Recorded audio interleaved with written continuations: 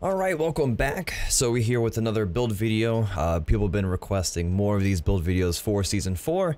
And here we are with tier. It's been actually over a year since the last tier build video. That was back in the start of Season 3 actually. Not much has changed with tier.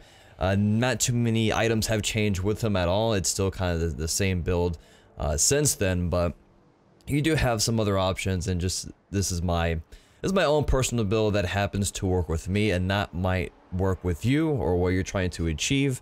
My build for tier is a mix of both protections and of course power, pin, and cooldown reduction, as I would think most tier builds are, or yeah. Now I've been playing a lot of tier, not so much on PC, but more so I've been playing a lot of console lately, and I've been trying to master all the gods, and I've been going through all the warriors, mastering all of them, and I've been having tons of fun with him, got him mastered, and this build has worked for me every single time with good results. And I just wanted to kind of share it with you and kind of give you some ideas on some good items to build for your tier. Again, you don't have to build the same exact build order that I go into here. It often varies on your playstyle, and also, you know, different matches might call for different things, like maybe need a Brawler's B-Stick for the anti-heal or Pestilence, things like that. But enough of that, let's get into the build for tier. Now, before I actually get into the build, some might ask, you know, as far as like what abilities should you level up first. As far as Conquest, I don't 100% know. Some people in Conquest, I feel like they might max out the 2 first, because that is easy, confirmable damage, while your Fearless isn't so much. I mean, you can confirm your Fearless on the mini wave most of the time, but as far as dealing damage to enemy god, it's not 100% confirmable. Also, maxing out your 2 will allow you to get that huge heal. Once maxed out, it's like over 300 or something gross like that. And also, that something that has changed with tier over from Season 3 to Season 4 is, you may or may not know this, depends on how new you are, and of course this build series is for people that are newer to Smite. You don't actually need to have a point in Tier 3 to be able to switch stances here. So for example, I can go over here, get down to level 1, and let's just put 1 point into my Fearless. Now I can still switch stances without having that point into your 3. So you can use that to your advantage. So, you know, maybe you want to just max out your 1 and 2 and just not have a point into your 3 until your 1 and 2 is maxed out. Maybe just leave 1 point into your ulti. Just have that 1 point for your ulti just for engaging and disengaging, not really for the damage if you want to. So, just something I wanted to point out. But actually, let's get into the build. So if you're in a game mode that calls for a game, or if you're in a game mode that calls for a starter item, if I can speak, then you can go into a Bluestone Pennant. Now, game modes that don't really call for starter items, that's like, you know, Arena, Assault, but everywhere else you can definitely go into a starter item. It doesn't just have to be Conquest. But yes, of course, if you can go into a starter item, even for game modes like Clash and Joust, I still go into it, and I go into Bluestone Pennant. It really helps out his overall just early game damage. It helps a lot. Now, if you don't want to go into that, then there's no real other options. Maybe for trying some, you know, crazy jungle tier, then maybe you can go into like a Bluestone paired up with like a Bluestone with a Bumble's Mask, rather. You do something like that. But for now, let's just go into a Bluestone Pennant. Now, from here, you don't really have much choice for boots. It's just Warrior Tabby boots. There's no need at all for Ninja Tabby boots. You're not going attack speed for tier.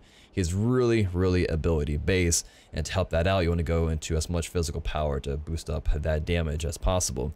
Now, if you're running like maybe like a support tier, then you could go with TYR boots for faster rotations with a passive and increase gold if you can get damage on enemy god every 90 seconds, and of course the HP 5 combined with your 2 to heal. That's like the only reason why you get TYR or Reinforce Greaves is if you're going for that support tier. But even as a support tier, you can definitely still go into Warrior Tabby. So let's just go into Warrior Tabby for now. Now from here, now this is still on like pretty much all game modes. You go into Warrior Tabby boots, and you can go into your Breastplate of Valor. So again, like if you're solo laning with tier, you can definitely just go straight into your Breastplate of Valor, as long as you're fighting against a god that is physical. If you're fighting against a god that is magical in the solo lane, then you probably don't want to go into your breastplate, at least just not yet. You probably just want to go into a magic protection item instead, since you are laning against a magical god.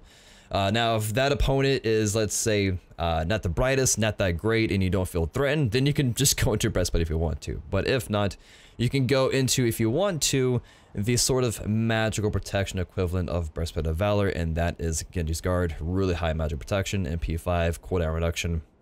You could go into something like that. If not, you can go straight into a Borg of Hope, or you could do something that I do sometimes.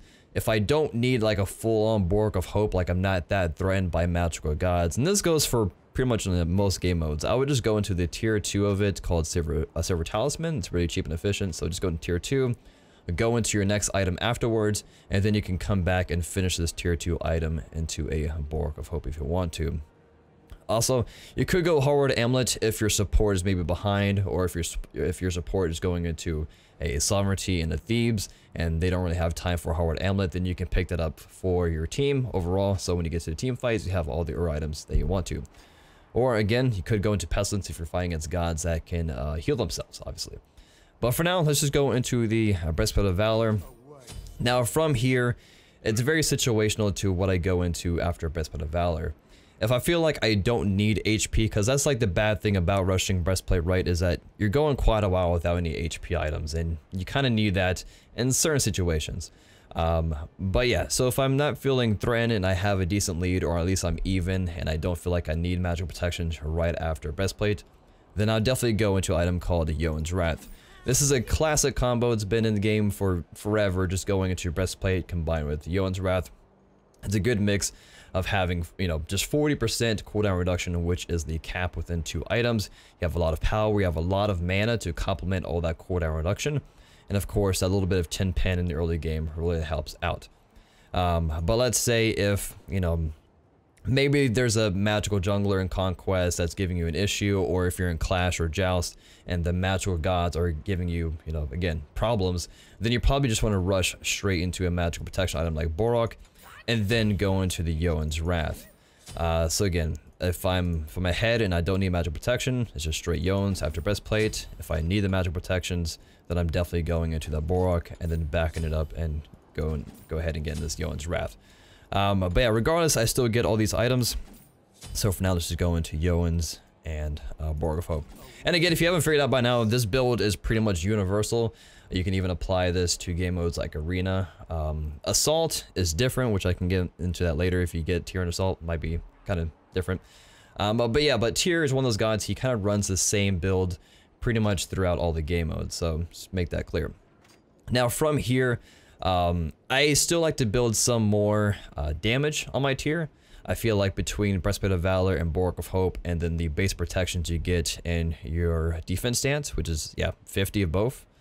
And, you know, Tier being Tier with a little passive that helps him not be CC'd as long. He's pretty safe. He has a really safe ulti that can get him in and out. And he has 2 dashes, if you will. So he's a pretty safe god. So I feel like I can get away without going that many tank items. Of course, if you need more protections, feel free to buy it. Just know you will be sacrificing more damage. But if you can buy more damage, at this point, I would definitely be getting Titan's Bane, just to make sure I have all the penetration I need to complement my physical power and just help out my abilities more often. And that way I can just start chunking people. You'll notice if you do get ahead with Tier and you're like full build, you can still, you know, hit people like 200 up with each Fearless. It's 2 hits, so 200, you know, times 2, and then, you know, Power Cleave. You can still be chunking people with Tier, even with a couple power items. But yeah, I personally go into Titan's Bane after the Borg of Hope, then go back and sell the starter item for... you can go to a few items here. I tend to go into Shifter's Shield. It's maybe not the most popular item, but I always like to show it some love. Over the course of the past, you know, maybe a couple of seasons or so, the cost for this item has gone down. I think at one point it used to be like 2,700 or something really high, kind of like Void Stone or Void Shield how it is now. But 2,400, it's pretty cheap. So with the passive, as long as you're above 50% health threshold, which you can kind of keep that as long as you go into defense stance and heal up with the cleave, and then you're back up, you're going to have a total of 60 physical power, which is a lot without even being a stack item like Transcendence. And if you go below, you have all those extra protections, which if majority of the time if you get that low in HP, you're probably in, you know, defense stance trying to heal up, but also when you're in defense stance, you gain more protections. And then you're going to have 20 extra on top of the 20 of both with the shifters, if that kind of makes sense. So once you get below, you're going to be pretty tanky, and once you're above, you're going to be dealing the damage that you want to. Now, there are a couple other items that you could go into for Tier at this point, or just situational items, I would like to say. For one, you could go into a Void Shield if you want to here. It is a little expensive. Masamune has been buffed recently as of this recording, so you could try this out. 2500, not that bad. The movement speed's alright, the health is alright, the physical power 50, that's quite a bit. But with this passive, if you are diving the enemy team, which you mostly are as tier, honestly, you're trying to, flank the enemy, blink behind them and fearless power cleave, you're getting yourself near a lot of enemy gods, and this will allow you to increase your protections for both physical and magical up to 7 per stack, and you can have up to 5 stacks. So you can get pretty tanky when you go into dive, because when you go into dive, your enemy, you're going to be taking a lot of damage, and this can kind of just help you mitigate some of that damage they'd be taking on there. You could go into your Baller's Beast Stick if you just want to stack on the power and pen, but most importantly, if you want to shut down some of that healing, since the dude has, 2 sets of kits basically with his, both stances, he can easily just keep reapplying the Baller's Beast Stick debuff. So if you go in for that healer or whatever, they're not going to be able to sustain against you with the damage you're going to be outputting with this. So those are some optional items that you could go into, and that's pretty much about it. Not this recording. Well, as of this recording, you can see Runic Shield doesn't have its HP, but in the next patch, 4.6, Runic Shield is going to have plus 100 HP, and so that might make Runic Shield maybe look a little bit better. It is really cheap, and it could help you out against certain situations where you need to reduce the power of magical gods, but we'll see about that. Maybe asking, what about Gladiator Shield? It's a new item for Season 4.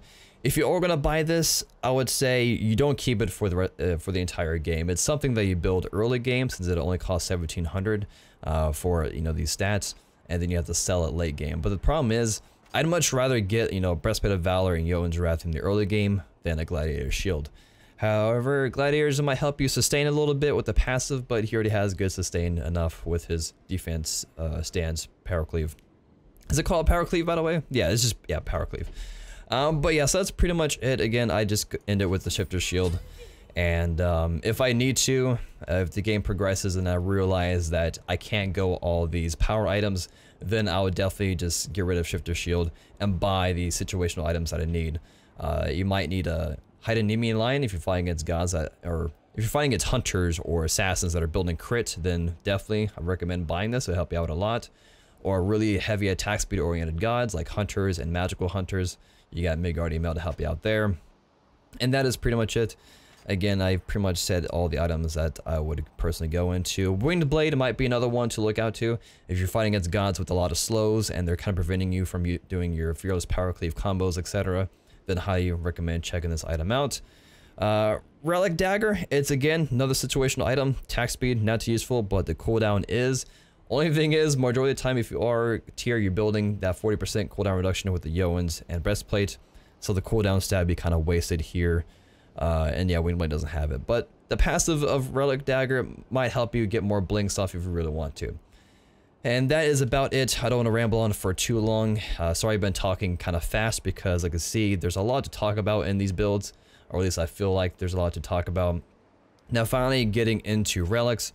In the case if you are playing tier and conquest, again, more than likely solo lane, I highly recommend going into teleport. Now you don't have to, but it certainly can help you out in the solo lane. Solo lane, it can take you quite a while to walk over there. Also, if the enemy solo laner has teleport and you don't, they might be able to have a little bit more lane pressure over you and start taking your blue and things like that. So teleport can help you out. Just be in lane more often and have that little extra lane pressure. So you can go into that if you want to, and if you do, the second relic more than likely is Blink. If you don't go into teleport first, I've seen people rush Sunder in solo lane just so they can try to snowball their lead over their opponent, try to get that first blood, or not first blood, but like the first kill in the 1v1 situation. They could go into that. But yeah, majority of the time across any and every game mode, Blink is there for you to help out. Blink behind the enemy target, turn around, Fearless Power Cleave, stand switch, and do it all again. And that again goes for all game modes. And be sure to upgrade it when you can. Other relics is all situational, honestly. Thorns, personal favorite. Sunder. Outside of Conquest, I always go into a Blink Sunder. I really love Sunder. It's just great for securing and allowing you to do more damage. Again, that is it. Hopefully this helps you out and gives you some ideas on what to build for your tier. Again, the core stats, you definitely want cooldown reduction No matter if you go on like a tank build or, you know, all out power build, make sure you get cooldown reduction. The biggest and best stat for tier. So again, hopefully this helps you guys out, and I'll see you guys next time. Peace.